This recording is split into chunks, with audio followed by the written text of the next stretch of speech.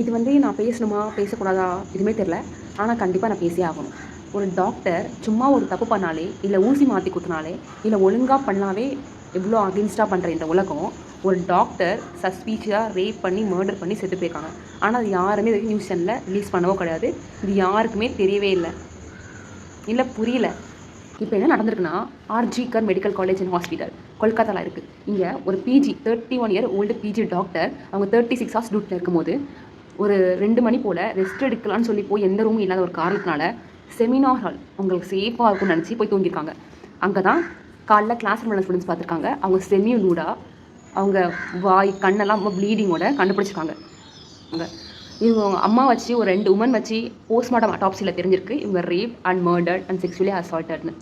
அப்படி போட்டா இப்படி போட்டு தான் அது காரணம்னு சொல்கிறாங்க. போட்டு கோட்டுங்க ஒரு நீட் கிளியர் பண்ணி யூஜி படித்து ஒவ்வொரு எக்ஸாம் யூனிவர்சிட்டி தாண்டி நீட் பிஜின்னு எக்ஸாம் எழுதி எல்லா பேர்டன் எத்தனையோ டாக்டர்ஸ்க்கு வயலன்ஸ் இன்னமோ பிரச்சனை வந்து ஸ்ட்ரெஸ் எல்லாமே தாண்டி ஒருத்தவங்க வந்தால் இப்படி தான் பண்ணுவீங்கல்ல.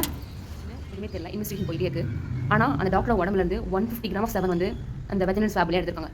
ஸோ அவங்க என்ன சொல்கிறாங்கன்னா இது ஒரு கேங் ரேப்பாக இருக்குன்னு சொல்கிறாங்க. It's not a voice of me, it's a voice of all doctors and seniors and many humans in our country. இப்படியே போயிட்டே இருந்தால் பரவாயில்லையா? ஜஸ்டிஸ் ஜஸ்டிஸ் ஜஸ்டிஸ் தான் நடக்குது. ராலி நடக்குது, ப்ரொட்டஸ்ட் நடக்குது. ஓகே, இன்ன வரைக்கும் ஒன்றுக்குமே ஜஸ்டிஸ் கிடைச்சி தெரியவே இல்லை எதுவுமே. இன்னைக்கு கூட பண்ணுறாங்களா ராலின்னு? இல்லை independence, what type of independence we have God?